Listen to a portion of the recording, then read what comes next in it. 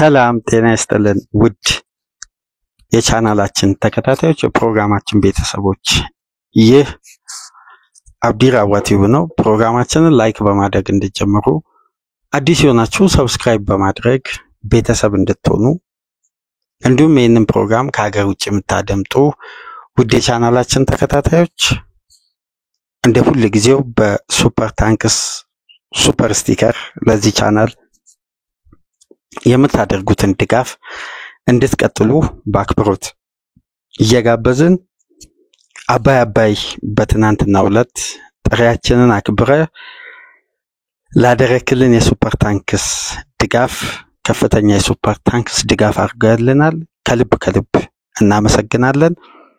የቻናላችን ትልቁ ደጋፊያችን በርካታ ሱፐር ታንክሶችን በመግዛት ለዚህ ቻናል ድጋፍ ከሚያደርጉ በርካታ አድማጮች ውስጥ ግንባር ቀደም ነህና ምስጋናችን ባለህበት እንዲደርስህ ከልብ እያመሰገንን ዛሬ ከሚደረጉ የእንግሊዝ ፕሪሚየር ሊግ ተጠባቂ ጨዋታዎች መካከል ሊቨርፑል በሜዳው ወሳኝ ጨዋታ ከዌስት ሃም ጋር ያደርጋል። የዚህ ጨዋታ ወሳኝነት ለአርነ ስሎት በትናንትናው ዕለት በቅዳሜ የተመዘገበው የአርሴናልን ጨዋታ በመመልከት በተለየ ትኩረትና የማሸነፍ ብቸኛ አማራጭን ይዘው ነው የሚገቡት። በአንፊልድ የሚደረግ ወሳኝ ጨዋታ ነው። እንግዲህ አሰልጣኝ ስሎት በዛሬው ጨዋታ የአርሴናልን ውጤት ሰምተው እንዳለፈው ሳምንት እንደ ፉልሃሙ በመዘናጋት ወይም ቀደም ብሎ ዋንጫውን ጨርሰናል በሚል ስሜት ወደ ሜዳ ገብተው ነጥብ እንዳይጥሉ ካለፈው ጨዋታ ስህተት ተምረው ለዚህ ጨዋታ ይመጣሉ የሚል የአብዛኛው የእግር ኳስ ቤተሰብ ግምት ነው። በተለይ ደግሞ ጨዋታው በአንፊልድ መደረጉ አድቫንቴጁን ከፍ አድርጎታል። ከዚህ ቀደም በአርነ ስሎት ከምንመለከታቸው ትላልቅ ባህሪዎች መካከል ቡድኑ የአንድ ጨዋታ ስህተትን ባለመድገሙ ነው ለዚህ ደረጃ እንዲበቃ ምክንያት የነበረው። ለምሳሌ በዘንድሮ የውድድር ዓመት በአራተኛ ሳምንት ከኖቲንግሃም ፎረስት ጋር ያጋጠመው ሽንፈት ለስሎት ከፍተኛ እርምት እንዲወስዱ በውድድር ዓመቱ ጠንካራው ሊቨርፑል እንድንመለከትና ኮንሲስተንሲ ያለው በሙሉ ኢነርጂ ኤፊሺየንሲ የተጫወተ የሚገባው ደረጃ ላይ መቀመጥ የቻለበት ዋነኛ ምክንያት ከአንድ ጨዋታ ስህተት በፍጥነት ምላሽ የሰጡበትና እርምት የወሰዱበት መንገድ ነው። ስለዚህ የፉልሃሙ ጨዋታ ለሊቨርፑል ልክ ዋንጫውን በ2019-20 ቤርገን ክሎብ ባሳኩበት የውድድር ዓመት ድንገት ያልተጠበቀውና ኢንቪንሲብልን ለመስበር የተቃረበው የሊቨርፑል ውጤታማ ጉዞ የ43 ጨዋታ ያለመሸነፍ ጉዞ 30 ጨዋታዎችን የማሸነፍ ጥንካሬ የተስተዋለበት ሊቨርፑል በመጨረሻም እንደምታውቁት በዛ የውድድር ዓመት ሽንፈት ያስተናገደው የመጀመሪያ ሽንፈቱን በዋትፎርድ ነው። ከሜዳ ውጭ ያልተጠበቀ ጨዋታ 3-0 ተሸነፉ የርገን ክሎፕና ስለ ሪከርድ ሳይሆን በጊዜ ዋንጫውን ስለማሳካት ስለ ጥንካሬያችን በዚህን ሰዓት ፊል ልናደርግ የሚገባው ይዘን የመጣነው የ43ቱ ጨዋታ ጥንካሬ እንጂ በ44ኛ ጨዋታ የተሸነፍንበት መንገድ ማብራሪያ ያስፈልገው የ90 ደቂቃ መዘናጋት ያመጣው ውጤት ነው።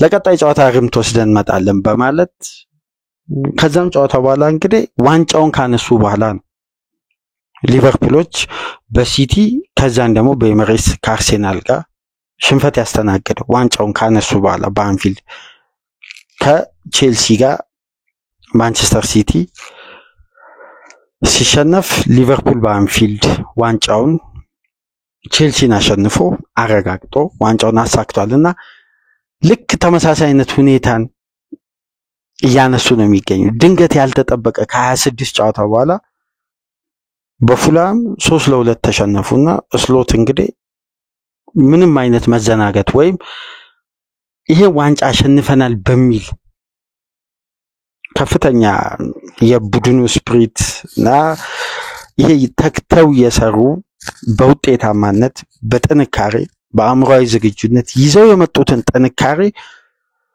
በመሰላቸትና በችልተኝነት የተፈጠረ ውጤት ነው ብለው ለተቿቸው እንግዲህ ለነዛም አስተያየቶች ምላሽ የሚሰጡበት ጨዋታ ነው። ከፉልሃሙ ጨዋታ በኋላ በእንዲህ መልኩ አይደለም በመጀመሪያ 45 በፈጠርናቸው ስህተቶች ነው ዋጋ የከፈልነው እንጂ ተሰላልተን ወይም ዋንጫውን ስላረጋገጥን ቡድኑ ስላለው ማቴማቲካል ሂሳባዊ ስሌት ሳይሆን እንደ ቡድን ስፕሪት የሊቨርፑል ዋንጫውን የማሸነፍ ከፍታና ከጉጉት በራቀ መልኩ ሪላክስ የማድረግ ጉዳይ አይደለም። ከረፍ በፊት በሰራናቸው ስህተቶች ነው ከፉልሃም ጋር ዋጋ የከፈልነው የሚል ጠንካራ አስተያየት ሰጥተዋል። ዛሬ እንግዲህ ለዚህም አስተያየት ምላሽ የሚሆን ቡድን ነው ይዘው የሚቀርቡትና የአርሴናል ከብሬንፎርድ ጋር 1-1 መውጣት ለሊቨርፑል ሰፊውን አድቫንቴጅ በጊዜ ባልተለመደ መልኩ ኤፕሪል ወር ውስጥ ዋንጫውን የማረጋገጥ እድሉን በራሱ የሚወስንበት ሌላ አጋጣሚ ፈጥሯል።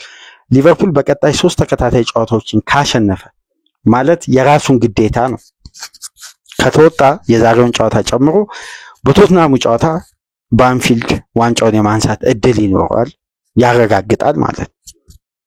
ከዛ ቀደም ብሎም በኤፕሪል 20 ሊቨርፑል ዋንጫውን የማንሳት እድል አለው። አንደኛው እድል እንግዲህ ሊቨርፑል ዛሬ ዌስትሃምን አሸንፎ በቀጣይ ሳምንት አርሴናል ከሜዳው ውጪ በስፒሽ ታውን የሚሸነፍ ከሆነና ሊቨርፑል ሌስተርን የሚያሸንፍ ከሆነ የፕሪሚየር ሊጉ ሻምፒዮን መሆኑ ይረጋገጣል። በአንፊልድ ቶትናምን ሲያሸንፍ ደግሞ የዋንጫው ባለቤት ይሆናል ወይም ሴሌብሬሽን ሴሬሞኒው የሚደረገው በቶትናም ጨዋታ ይሆናል ማለት ነው። ስለዚህ ሊቨርፑል ቀጣይ የአንፊልድ ጨዋታን አይጠብቅም ዋንጫውን ለማንሳት። ዋንጫውን በ79 ነጥብ በኤፕሪል ወር ያረጋገጠ ቡድን ይሆናል። ይሄም እንግዲህ አንዱ አጋጣሚ ነው። ለዚህ እንግዲህ ምቹ ሁኔታዎች ምቹ ኢንቫይሮንመንቶችን ከፈጠሩ ምክንያቶች መካከል አንዱ የአርሴናል በብሬንፎርድ ነጥብ መጣል ነው። ነገር ግን ያለፈው ሳምንት አይነት መዘናጋት ይኖራል ወይ? የሚጠበቅ አይነት አይደለም። ምክንያቱም የዚህ ሳምንት የሊቨርፑል የመልበሻ ቤት፣ የሊቨርፑል የትሬኒንግ ግራውንድ፣ ሊቨርፑል ቤት ያለው ድባብ ስፕሪት ምናልባት ሊቨርፑል በዋንጫ ፉክክሩ ላይ በእኩል ስኬል እንኳን ወይም በእኩል ተፎካካሪነት ጉዞ ላይ እንኳን ቢሆን ሊቀይር የሚችል ሙድ ቀያሪ ይሄ የስፕሪት የአሸናፊነት የስነቦና የበላይነት ከጫና ውስጥ ቡድንን ሊያወጡ ከሚችሉ የተለያዩ እግር ኳሳዊ ጉዳዮች መካከል አንዱ በቡድኑ ስላላቸው ቆይታ ያልተረጋገጠ ቆይታ ያላቸው ተጫዋቾች ቆይታቸው ሲረጋገጥና ከቡድኑ ጋር እንደሚዘልቁ የረጅም ጊዜ ፕሮጀክት ሲታቀድ ቡድኑ ውስጥ የጠፋው የአሸናፊነት ስሜት ወይም የተፈጠረው መዘናጋት፣ መሀል ላይ ያጋጠሙ ሽንፈቶች፣ መዛል፣ የተለያዩ ጉዳዮች በአዲስ ፍላጎት እንዲነሱ ምክንያት ይሆናል። አሁን ዋነኛው ምክንያት ይሄ ነው ተብሎ ነው እንግዲህ እየተነሳ የሚገኘው። የመሐመድ ሳላህና የቨርጂል ቫን ዳይክ በአንፊልድ ለረጅም ጊዜ የሚያቆያቸውን የ2 ዓመት ኮንትራት መፈረማቸው ለሊቨርፑል ደጋፊዎችም ተጫዋቾችም ይሄ በቡድኑ ዙሪያ ሲሸነፉ በሚዲያ በኩል ነጥብ ሲጥሉ በተለያዩ ውድድሮች የተወሰኑ መሰናክሎች ሲፈጠሩ በሚፈጠሩ ጥያቄዎች ውስጥ ሊቨርፑሎች ራሳቸውን በጥንካሬ በብዙ መልኩ እየተጓዙ በዋነኝነት ከሚነሳው የቡድኑ ከሜዳ ውስጥ ድክመት በተጨማሪ ውጫዊ ድክመት የሚነሳው የነዚህ ተጫዋቾች የኮንትራት ጉዳይ ነበር። ይሄ ጉዳይ ግን እልባት ሲሰጠው በቲም ውስጥ የተፈጠረውን ስፕሪት ምናልባት ወደ ሊቨርፑል ዋና የሶሻል ሚዲያ ፔጅ ገብታችሁ ከቲክቶክ እስከ ዩቲዩብ ድረስ እንዲሁም በፌስቡክ በሁሉም ማህበራዊ ገጾች ብትመለከቱ የሊቨርፑል ተጫዋቾች በትሬኒንግ ግራውንድ የነበራቸው ፈገግታና ደስታ በተለይ የመሐመድ ሳላህን የኮንትራት ማራዘም ይፋ ሲሆን ስፕሪቱ የሚገርም ነበር።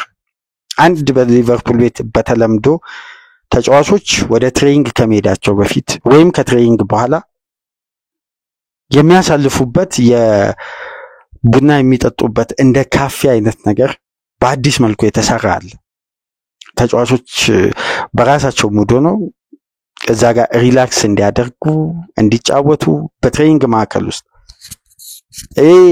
ካፌ የተገነባበት ዋነኛ ምክንያት የሊቨርፑል ተጫዋቾች መሐመድ ሳላህን ጨምሮ ከሊቨርፑል የትሬኒንግ ግራውንድ ብዙም ርቀት ሳይጓዙ እዛው አካባቢ ሊቨርፑል ከተማ ውስጥ እዛው የትሬኒንግ ማዕከል አካባቢ ከሚገኝ አንድ ሬስቶራንት በመሄድ ተመሳሳይ አይነት ሁኔታን ሲያሳልፉ የሊቨርፑል ኃላፊዎች ተመልክተዋልና ስሎት ይሄን ነገር በጊዜ ሊቨርፑል በቅድመ የውድድር ጊዜ ዝግጅት እያለ ይሄን ኮፊ ሃውስ እንዲገነባ ትዕዛዝ ሰጥተው እንግዲህ ተገንብቶላቸዋልና ልክ የአግዜ ትሬኒንግ ማዕከል መግቢያ ዋናኛው በር ላይ ወደ ውስጥ ወደ ጂም የሚሰሩበት ወደ ተለያዩ ክፍሎች የሚሄዱበት የመጀመሪያ በር ላይ አነስ ያለች ተጫዋቾች በ9-8 ወንበር ቁጭ ብለው የሚጫወቱበት የተለያዩ ፋኒ ቪዲዮዎችን የሚሰሩበትን የኮፊ ሃውስ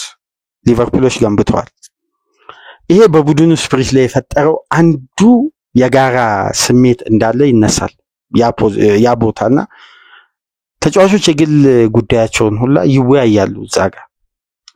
ልክ መሐመድ ሳላህ እንግዲህ ኮንትራቱን ካራዘመ በኋላ ወደ ትሬኒንግ ማዕከሉ ሲመለስ ያለውን ቪዲዮ ብትመለከቱ በጣም የሚገርምና የተጫዋቾች ፍላጎትና ደስታ ፍጹም የተለየ እንደሆነ የሚያሳይ በርካታ ምስልና ቪዲዮ ተለቋልና በየትኛውም ሶሻል ሚዲያ ላይ ገብታችሁ ይህን ቪዲዮ ማግኘት ትችላላችሁ። የነበረው የቡድን ስፕሪት ማለት ነው። ስለዚህ ሊቨርፑል በወሳኝ ሰዓት ነው ይሄን የኮንትራት ጉዳይ ይፋ ያደረገው። የቡድኑ ሊደር አምበል ቨርጂል ቫን ዳይክ፣ የቡድኑ ኮከብ ጎል አግቢ፣ ለ8 ተከታታይ የውድድር ዓመት በወጥነት ሲያገለግል የነበረው መሐመድ ሳላህ እንደሚቆዩ ተጫዋቾችም ቡድኑም ይፋ ሲያደርግ ሊፈጠር የሚችለው ስፕሪት ፍጹም የተለየ ነው። በዛ ምክንያት እንግዲህ ቡድን ውስጥ አዲስ እንደገና ጀነሬት ያደረገ ፍላጎት የአሸናፊነት መንፈስ እንደተፈጠረ ነው የጄምስ ፒርስ የአትሌቲክሱ ዘጋቢ ሰፋ አድርጎ የጻፈውና ሊቨርፑሎች ዛሬ አሸንፈው በዋንጫ ጉዞ ላይ ያለውን የጨዋታ ብዛት ከ7 3ቱን ካሸነፉ የሊጉን ዋንጫ በተለይ ተከታታይ 3ቱን ካሸነፉ የሊጉን ዋንጫ ያረጋግጣሉ። በቀጣይ ሳምንት ደግሞ በተመሳሳይ የሚመዘገበው ውጤት ደግሞ ወሳኝነት አለው በተባለበት ወቅት እንግዲህ በዋናው ምዕራፍ ዌስትሃምን 16ኛ ደረጃ ላይ የሚገኘውን ክለብ በአንፊልድ ያስተናግዳሉ። ይሄ ለስሎት ምቹ አጋጣሚ ነው ዋንጫውን በጊዜ ለማጠናቀቅና ቀጣይ ስራቸው ላይ ለማተኮር። ስለዚህ በዚህ ጨዋታ ምን አይነት የቡድን መረጃ ይኖራል? ተጫዋቾችስ ለዚህ ጨዋታ እነማን ይደርሳሉ? እነማን ለዚህ ጨዋታ ይደርሱ የሚለውን ደግሞ በተወሰነ መልኩ የቡድን መረጃዎችን ስንመለከት ከዛ ቀደም ብሎ ግን ሊቨርፑል በፕሪሚየር ሊግ ውድድር ባሳየው ውጤታማ እንቅስቃሴ በሚገባው ደረጃ ላይ መቀመጡን አንዳንዴ የሌሎች ክለቦች መዳከም ብቻ ሳይሆን የሊቨርፑል ጥንካሬ የሌሎች ክለቦችን መዳከምን የሊቨርፑል ጥንካሬ ያጎላው ይመስላል። ሊቨርፑል ውስጥ ያለው ጥንካሬና የሌሎች ክለቦች መዳከም ወይም በሊቨርፑል ደረጃ አለመገኘታቸው ለዚህ ዋንጫ ፉክክር ዋነኛ መመዘኛ ተደርጎ ይቀመጣል። ይሄን ከግምት ውስጥ በማስገባት ወደኋላ የሰራናቸው ፕሮግራሞች አሉ። በሁለተኛ ደረጃ እንግዲህ የመሐመድ ሳላህን ኮንትራት መፈረም ተከትሎ የሰራነው አንድ ሰፊ ፕሮግራም አለ ቀደም ብለን የለቀቅነውና እሱም ፕሮግራም ብታደምጡ ስለ ሳላህ የማይታወቁ ትላልቅ ኖታዎች በፕሪሚየር ሊጉ የሰበራቸው ሪከርዶች ሊሰብር የተቃረበውና በቀጣይ በሊቨርፑል ቤት 2 ዓመት ሲቆይ ይሄ ተጫዋች ለሊቨርፑል ምን ሊያበረክት እንደሚችል ከግምት ውስጥ በማስገባት የተደረገውን እያንዳንዱ የኮንትራት ጉዞውን በዝርዝር ከተጫዋቹ ሪከርድ ጋር አያይዘን የሰራነው ልዩ ፕሮግራም አለ። ወደ 38 ደቂቃ አካባቢ ነው። ያን ፕሮግራም ብታደምጡ ስለ ሳላህ ያልተነገሩ ድብቅ ትላልቅ ሪከርዶች አሉ። ምናልባት ለሳላህ ኮንትራት መስጠት አስገዳጅ እንደሆነ የሚነግረን እውነታ ለ8 ተከታታይ የውድድር ዓመት በተጫዋቹ ኳሊቲና ብቃት በልዩነት የምንመለከትበትን ሁሌ በየውድድር ዓመቱ ሊቨርፑል ከሳላ የሚያገኘውን ጥቅም በደንብ ዘርዝረን የጠቀስነው ፕሮግራም አለ። እሱንም ያዳመጣችሁ ብዙ ነገር እንማማርበታለን ብለን የሰራነው ፕሮግራም ነው። እንግዲህ በዛሬው ጨዋታ አርነ ስሎት የተለያዩ የቡድን መረጃዎችን ይፋ አድርጓል። አሰልጣኙ ራሱ በዋነኝነት እንግዲህ የግብ ጠባቂው አሊሰን ቤከር የጭንቅላት ጉዳት ካጋጠመው በኋላ ፕሮቶኮሉን አላሟላም በሚል ያለፉትን ጨዋታ ለመሰለፉን ታውቃላችሁ። ይህንን ተከትሎ ይሄ ግብ ጠባቂ ለዛሬው ጨዋታ ፕሮቶኮሉን በማለፍ አሁን ላይ ለጨዋታ ብቁ መሆኑ ተረጋግጦ አሊሰን ቤከር ዛሬ ወደ ዋና ግብ ጠባቂነቱ ወደ ፖዚሽኑ ይመለሳል። ይሄ ለሊቨርፑል ትልቁ በጎ ዜና ነው። በተለይ በፉላሙ ሽንፈት ካነሳናቸው ነጥቦች መካከል አንዱ የኩቢን ከለህር ኳሊቲና የፖዚሽን የታይሚንግ እያንዳንዱን ጉዳይ ስንመለከትና አሊሰን ያለው አቅም ፍጹም የማይነጻጸር ነው። በተቆጠሩ ግቦች ላይ የተከላካዮቹ ተጽዕኖ ቢኖርም ዋና መነሻ ቢሆንም ስተቶቹ በተከላካይ በኩል የተነሱ ቢሆንም አሊሰን የነዛን ተከላካዮችንም ክፍተት ድክመት እንዴት እንደሚሸፍን ይታወቃል። ስለዚህ ለሊቨርፑል ትልቁ በጎ ዜና አሊሰን ወደ ሜዳ መመለሱ ነው። ዛሬ በቋሚነት እንደሚጀምር ስሎትም አረጋግጠዋል። ይሄ ወርልድ ክላስ ግብ ጠባቂ እንግዲህ ብራዚል እና ኮሎምቢያ በሚያደርጉት ጨዋታ ነው ከዴቪሰን ሳንቼዝ ጋር አሰቃቂ በሆነ መልኩ የጭንቅላት ጉዳት አጋጥሞት ከጆሮ በላይ በኩል ከባድ አደጋ ደርሶበት ተቀይሮ የወጣው። ከዛን ጨዋታ በኋላ እንግዲህ ወደ ሜዳ ለመመለስ እንግዲህ በጭንቅላት ጉዳት ዙሪያ አንዳንድ ፕሮቶኮሎች አሉ።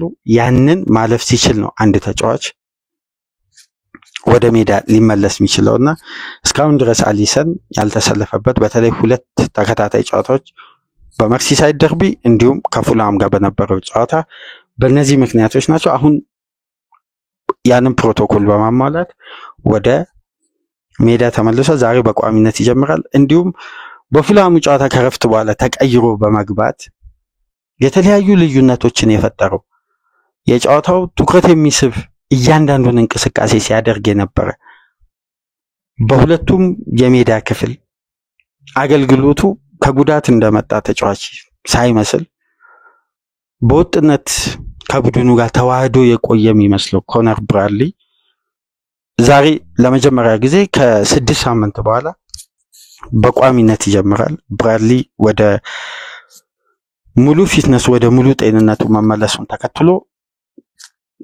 ተጫዋቹ በቋሚነት ይጀምራል የዛሬውን ጨዋታ። አሊሰንም በተመሳሳይ ጆይ ጎሜዝ እና ትሬንት አሌክሳንደር አርኖልድ ከዚህ ጨዋታ ውጪ መሆናቸው አሁንም እንደቀጠለ ነው። ሁለቱም ተጫዋቾች ከዌስትሃሙ ፍልሚያ ውጪ ናቸው። ምናልባት ከኤፕሪል ወር መጠናቀቅ በፊት ወደ ሜዳ ለመመለስ ሁለቱም ተጫዋቾች ወደ ትሬኒንግ ተመልሰዋል። ግን ወደ ሙሉ ጤንነት እስካሁን ስላልተመለሱ ነው በትዕግስት እየሰሩ የሚገኙት። እንግዲህ ዌስትሃም ሊቨርፑልን በአንፊልድ ካሸነፈ ከ10 ዓመት አካባቢ ሆኖታል። በ2015 ነበር 3-0 በአንፊልድ ዌስትሃም ማሸነፍ የቻለው። ይሄ ማለት ካለፉት 57 ጨዋታዎች በአንፊልድ ካደረገው አንዱን ነው ያሸነፈው። 57 ጨዋታ ውስጥ አንድ በአንፊልድ ዌስትሃም ያሸነፈው። ሊቨርፑል 42ቱን አሸንፏል፣ 14 ጊዜ አቻ ወጥተዋል። ያለፉትን 9 ተከታታይ ጨዋታ ሊቨርፑል ዌስትሃምን አሸንፏል። 9ኙን ሲያሸንፍ ግን በአማካይ 2.8 ወይም ወደ 3 ጎል የቀረበና ከዛ በላይ ግቦችን በማስቆጠር ነው። ሊቨርፑል እንግዲህ በዘንድሮ የውድድር ዓመት በዲሴምበር 5-0 ዌስትሃምን ማሸነፍ ችሏል። እንዲሁም 5-1 በካራቦ ካፕ በመስከረም ወር ሊቨርፑል አሸንፏል። በድምሩ 10 ግብ አስቆጥሯል በዌስትሃም መረብ ላይ አንደኛው በለንደን ስቴዲየም ነው የፕሪሚየር ሊጉ ጨዋታ። ያኛው ጨዋታ ደግሞ በካራቦ ካፕ በአንፊልድ የተደረገ ነው። ሊቨርፑል እንግዲህ በእንግሊዝ ፕሪሚየር ሊግ ታሪክ አንድ ቡድን በሊግ ካፕ እና በፕሪሚየር ሊግ ጨምሮ በአንድ የውድድር ዓመት 3 ጊዜ አንድ ቡድን ላይ 5 እና ከዛ በላይ ግብ አስቆጥሮ አያውቅም። ሊቨርፑል እንግዲህ 2 ጊዜ አስቆጥሯል። የዛሬውን ጨዋታ በዚህ የግብ ልዩነት የሚያጠናቅቅ ከሆነ የሚያሸንፍ ከሆነ በታሪክ አዲስ ሪከርድና ብቸኛ ቡድን ሆኖ ነው የሚመዘገበው። በነገራችን ላይ ሊቨርፑል በፕሪሚየር ሊግ ካሸነፋቸው በርካታ ፊክስቸሮች ውስጥ 4ኛ እና 5ኛ ደረጃ ላይ የተቀመጠው የዌስትሃም ጨዋታ ነው። ሊቨርፑል በአንድ ዴኬድ አንዴ ነው የሚሸነፈው ነው የሚለው በ10 ዓመት ውስጥ አንዴ በዌስትሃም። በ2015 አንፊልድ ላይ ሲሸነፉ የብሬንዳን ሮጀርስ የመጨረሻ የውድድር ዓመት ወይም በመሃል የሚሰናበቱበት ዓመት ነበርና ከዛም በኋላ እንግዲህ ዌስትሃም ሊቨርፑልን በአንፊልድ አሸንፈው አያውቅም። ሊቨርፑል እንግዲህ ከ26 ጨዋታ በኋላ ነው በፉላም የተሸነፈው። በዘንድሮ የውድድር ዓመት እንግዲህ ቀዮቹ በሁሉም ውድድሮች ካለፉት 4 ጨዋታዎች 3ቱን ተሸንፈዋል። በፉላም፣ በፓሪስ ሴን ጀርሜን፣ በኒውካስል። ስለዚህ ሊቨርፑል አሁን ወደ ኮንሲስታንሲው መመለሻ ጊዜ ነው። አንደኛ ተጫዋቾች ከኢንተርናሽናል ብሬክ መመለስ፣ የውጤታማነት መዘናጋት፣ የተለያዩ ዲስፕሊኖች ሊቨርፑል ላይ ታይተው እነዛ ጨዋታዎች አልፏል ድካምን ጨምሮ። አሁን ግን ወደ አሸናፊነት መመለስ እንዳለባቸው እየተነገረ ያለበት ወቅት ነው። ምክንያቱም ሊቨርፑል ባለፉት 4 በሁሉም ውድድሮች ጨዋታ 3ቱን ሲሸነፍ ካለፉት ከነዚህ 4 ጨዋታዎች ቀደም ብሎ ቡድኑ ባደረገው 41 ጨዋታ ውስጥ ግን የተሸነፈው 2 ጊዜ። በ41 ጨዋታ 2 ጊዜ የተሸነፈ ቡድን በ4 ጨዋታ 3 ሲሸነፍ አንዳንድ ሁኔታዎች ላይ ቆም ብሎ መስራት እንዳለባቸው ከ41 ጨዋታዎች ውስጥ እንኳን 2ቱን የተሸነፉት አንዱን በሊግ ካፕ በቶትናም አንዱን በሻምፒየንስ ሊግ የተጠናቀቀው የፒኤስቪ አይንዶቨን ጨዋታ ነበር። ስለዚህ ሊቨርፑል በጥንካሬው ላይ መገኘት ያለበት ወይም ወደ ትኩረቱ ተመልሶ በጊዜ ዋንጫው ማሳካት ያለበት ወቅት እንደሆነ ነው የጄምስ ፒርሰን ዘገባ ስመለከት ከሚጠቅሱ ጉዳዮች መካከል አንዱ ይሄ ነው። ሊቨርፑል እንግዲህ በመርሲሳይድ ደርቢ 6ኛ የሜዳ ተከታታይ ጨዋታ ድሉን ነው ማስመዝገብ የቻለው። በ13 በሜዳው ባደረገው ያለፉት ትላልቅ ጨዋታዎች ውስጥ አንድም ጨዋታ አልተሸነፈም። 11 ተከታታይ ጨዋታ ሊቨርፑል ከመስከረም ወር በኋላ ባደረጋቸው 13 ጨዋታዎች ውስጥ 11ዱን በፕሪሚየር ሊግ አሸንፏል። በ2 ጨዋታ ብቻ ነው አቻ የተለያዩ። ከኖቲንጋም ፎረስት ሽንፈት በኋላ ሊቨርፑል 11 ተከታታይ ጨዋታዎችን ማሸነፍ ችሏል ማለት ነው። ይሄ በተለየ የአርነ ስሎት ሊቨርፑል ጥንካሬ ነው። ሳላ እንግዲህ ባለፉት 4 ጨዋታ በሊቨርፑል ምንም አይነት ግብ አላስቆጠረም፣ አሲስትም አላደረገም። ይሄ እንግዲህ ተጫዋቹ ለረጅም ጊዜ ከግብ ራቀ የተባለበት ወቅት 4 ጨዋታ ነው በሊጉ በማርች 2021 ነው። ሳላ ለረጅም ጊዜ ከጎል ራቀ ሲባል 4 ጨዋታ ነው። ለምሳሌ ቴሪ ሄነሪ ከ6 ጨዋታ በላይ ከግብ ርቆ ቆይቷል። ሰርጂዮ አጉዌሮ ከ5 ጨዋታ በላይ ከግብ ርቆ ቆይቷል። ሃሪ ኬን እስከ 8 ጨዋታ ላስቆጠርበት በተለይ አንድ በተለምዶ የሚባል አለ። ኦክቶበርና ኖቬምበር ወር ላይ ሃሪ ኬን በሊጉ ደካማ እንቅስቃሴ የሚያደርግበት ነው ይባላል። በየጊዜው የመጡ ኮከብ ጎል አግቢዎችን ብትመለከቱ ሃላንድ ዘንድሮ ለምሳሌ ወደ 6 ተከታታይ ጨዋታ ግብ አላስቆጠረም። ለሳላ ግን ትልቁ መመዘኛ ወይም ሳላና ግብ ተራራቁ ሲባል 4 ጨዋታ ነው። ሰፊው ከግብ ጋር ሳይገናኝ በሊቨርፑል ቤት ቆይታው ለመጀመሪያ ጊዜ በሳላ የሊቨርፑል ቤት ቆይታ 4 ጨዋታ ብቻ ነው ከግብ ጋር ሳይገናኝ ቆይ። እሱም የሚነገርለት በብዛት የሚነሳው ዋነኛ ምክንያት ደግሞ የትሬንት አሌክሳንደር አርኖልድ መጎዳት፣ የአማካይ ክፍሉ ኢነርጂ ይዞ የመጣው ሼፕ ጥንካሬና እንቅስቃሴ መዳከም መጀመሪያም ለሳላ በውስን ኳሶች የሚቀርቡ እንቅስቃሴዎች እንዳሉ ሆነው እነዚህ የማጥቃት እንቅስቃሴዎች ሲቋረጡ የሳላ ተጽዕኖ መቀነስ ጀመረ። ምክንያቱም አርኖልድ ጥብቅ በሆነ እንቅስቃሴ ክፍት በሆነ እንቅስቃሴ ከራሱ የመጫወቻ ክልል በረጅሙ ፓስ የሚያደርግበት መንገድና ኦቨርላፕ አድርጎ ተጠጋግቶ ከሱ ጋር የሚጫወትበት ቴክኒክ ሳላን ነፃ የሚያወጣ ነው፣ የማሰቢያ ጊዜ የሚፈጥር ነው። ሳላ ደግሞ በጨዋታ ወደ ግብ እንዲመለስ ወይም ግብ እንዲያስቆጥር ተደጋጋሚ ጥረቶችን እንዲያደርግ ዋነኛ ምክንያት ከኳስ ጋር ያለው ቅርበት ንክኪ በተደጋጋሚ ሲፈጠር ነው። ወደ ሳላ የሚሄዱ የኳሶችም ቁጥር አንሷል በሊቨርፑል ቤት የማጥቃት እንቅስቃሴ። ይሄ ደግሞ እንዲሁም ምክንያት የሆነው የአርኖልድና የአማካዩ ክፍል መዳከም ነው። የአርኖልድ መጎዳት፣ የአማካይ ክፍሉ መውረድ። ስለዚህ እነዚህ ችግሮችን ለመቅረፍ ደግሞ ሊቨርፑል ከሳምንት አንድ ፊክቸር ብቻ የሚያደርግ ከሆነ በቂ የማገገሚያ ሂደት ካለው በፖዚሽኑ ላይ ተፈጥሯዊ ተጫዋች ሲመለስ ደግሞ በይበልጥ አጋዥ ስለሚሆን ይሄ ችግር ይቀረፋል ተብሎ ከሚጠበቅበት ጨዋታ መካከል አንዱ የዌስትሃም ጨዋታ። ምክንያቱም ሳላ በፕሪሚየር ሊግ ቆይታው ባለፉት ጊዜያት በሊቨርፑል ቤት በሰነበተበት ወቅት በቀጥታ ከዌስትሃም ጋር 13 ግብ ላይ ተሳታፊ መሆን ችሏል። 8 ግብ ሲያስቆጥር 5 ግብ የሆነ ኳስ አመቻችቶ አቀብሏል። የግል ሪካርዱ ማለት። ባለፉት ጨዋታዎች ኮርቲስ ጆንስ 2 ተከታታይ ጨዋታ ፉልባክ ሆኖ በጥንቃቄ የተሞላ ጨዋታ። ከዛ ቀደም ብሎ ደግሞ እነ ጃሬል ካውንሳ። ስለዚህ ቦታው ላይ ተፈጥሯዊ ተጫዋች አለመኖሩ ሳላን የሚያግዘው ወይም ወደሱ ተጠግቶ የሚጫወተው ተፈጥሯዊ ፉልባክ ሳይኖር ሲቀር ተጫዋቹ ይቸገራል።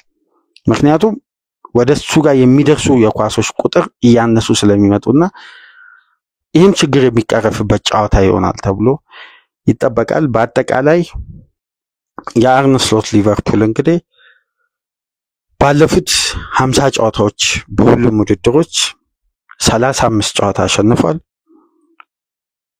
6 አቻ ወጥቷል፣ 7 ጊዜ ሽንፈት አስተናግዷል። 2 በፕሪሚየር ሊግ፣ 3 በሻምፒየንስ ሊግ፣ 2 በሻምፒየንስ ሊግ፣ 1 በ2 በካራቦ ካፕ፣ 1 በኤፍኤ ካፕ። ብቸኛ አሰልጣኝ ግራም ፖተር እንግዲህ ለሊቨርፑል አዲስ የታክቲክ ፈተና ይዞ ይቀርባል ወይስ አርነ ስሎት በተሻለ የጨዋታ ፕላንና ብልጫ ይሄን ጨዋታ ያሸንፋሉ? በምሽቱ ጨዋታ የምንመለከተው ነው የሚሆነው። ሊቨርፑሎች እንግዲህ የዛሬውን ጨዋታ አሸንፈው በዋንጫ ፍክክሩ ላይ በተለየ ሁኔታ ልዩነት ለመፍጠርና ጥንካሬያቸውን ለማሳየት ያላቸውን አጋጣሚ ለመጠቀም በቀጣይ ፊክቸር ቡድኑ 2 ተከታታይ የሊግ ጨዋታን ካሸነፈ የዛሬን ጨምሮ በጊዜ ዋንጫውን ስለሚያረጋግጥ ይሄን አጋጣሚ ለመጠቀም እንግዲህ ከየትኛውም ጊዜ በላይ ሊቨርፑሎች የዛሬው ጨዋታ በወሳኝ ምዕራፍ የሚደረግ የዋንጫውን አንድ እጅ ይዘው 2 ቀጣይ ጨዋታዎችን በማሸነፍ የሚደረግ የዋንጫን ጉዞ የሚያረጋግጡበት ሳምንት ስለሆነ የፉላሙ አይነት መዘናጋት በአንፊልድ ይታያል ተብሎ አይጠበቅም። ዛሬ ግን አንፊልድ ከየትኛውም ጊዜ በላይ ይሞቃል ተብሎ ይጠበቃል። በተለይ የሁለቱ ተጫዋቾች ኮንትራት መፈረም ድባቡን ልዩ ያደርጓል። ምሽት አንፊልድ ላይ ቅዳሜ ምሽት ዙሪያ የነበሩ ባነሮችና የተለያዩ ምስሎች ሲለጠፉ ነበር፣ በተለይ የቫን ዳይክ እና የሳላ። ዛሬ እንግዲህ 10 ሰዓት ልዩ አቀባበል በአንፊልድ ለሁለቱ ተጫዋቾች ይደረጋል። ሳላ ቫን ዳይክም እስከ 2027 በሊቨርፑል ቤት የሚያቆያቸውን ኮንትራት ፈርመዋል። ዛሬ ደግሞ ዌስትሃምን በአንፊልድ ያስተናግዳሉ። ስፕሪቱ ባንዴ በቡድን ውስጥ ያለው ሙድ ተቀይሯል። ሁለቱ ሲነር ተጫዋቾችን ሊቨርፑል ለቀጣይ 2 የውድድር ዓመት የፕሮጀክቱ ትልቁ አካል መሪ አድርጎ ለማቆየት ወስኖ ዋንጫውን ደግሞ ቀደም ብሎ ለማንሳት ሰንቆ ዛሬ አንፊልድ ላይ ተጋጣሚውን ዌስትሃምን ያስተናግዳል። የዚህን ጨዋታ ውጤት ተመልክተን በድረ ጨዋታ ይዘንላችሁ እንመጣለን። ዛሬ ከሚደረጉ ተጠባቂ ጨዋታዎች መካከል እንግዲህ ቼልሲ በሜዳው ኢፕስዊች ታውንን ያስተናግዳል። ወልቭስ በሜዳው ቶተንሃምን፣ ማንቸስተር ዩናይትድ ወደ ሴንት ጄምስ ፓርክ ተጉዞ ኒውካስልን ያስተናግዳል። ያው ኒውካስል ይገጥማል። በሴንት ጄምስ ፓርክ ምሽት 12 ሰዓት ተኩል የሚደረግ ጨዋታ ነው። የቼልሲ፣ ሊቨርፑል፣ ወልቭስ፣ ቶተንሃም ቀን 10 ሰዓት የሚጀምር የእንግሊዝ ፕሪሚየር ሊግ መርሃ ግብር ነው። በተመሳሳይ ከማንቸስተር ዩናይትድ ጨዋታ ጋር ሪያል ማድሪድ ከሜዳ ውጪ ዲፖርቲቮ አልቬስን ይገጥማል ማለት ነው። በእሁድ የሊቨርፑል ጨዋታ ዙሪያ ያዝነው ድረ ጨዋታ ግምገማ ይሄን ይመስላል። ቅድመ ጨዋታ ግምገማ፣ በድረ ጨዋታ ግምገማ ደግሞ በነገው ንጋት ፕሮግራማችን በተመሳሳይ ሰዓት ይዘንላችሁ እንመጣለን። ፕሮግራማችንን ላይክ አድርጉ። ላይካችሁ በእጅጉ ይጠቅመናል። የዚህም ፕሮግራም ተደራሽነት ያሰፋል። በርካታ የእግር ኳስ ቤተሰብ ጋር እንዲደርስ ተደራሽነታችንን ከፍ ስለሚያደርግ ላይክ አድርጉ። አዲስ የሆናችሁ ሰብስክራይብ በማድረግ ፕሮግራም በምንለቅበት ሰዓት በቀጥታ ያሳውቁኝ መልእክት ይደርሳችኋል። በተመሳሳይ ደግሞ ከሀገር ውጭም ታደምጡ በሱፐር ታንክስ ሱፐር ስቲከር ድጋፍ ታደርጉ ዘንድ በአክብሮት እየጋበዝን አባይ ላደረክልን ከፍተኛ የሱፐር ታንክስ ድጋፍ ባለበት ምስጋናችን ይድረስ። ከልብ እናመሰግናለን። ከእናንተ ጋር ቆይታ ያደረኩት ሚናድ አብዲ ነበርኩ። በሴንት ጄምስ ፓርክ ጨዋታ ተመልሰን እንመጣለን። ሰላም ቆዩ።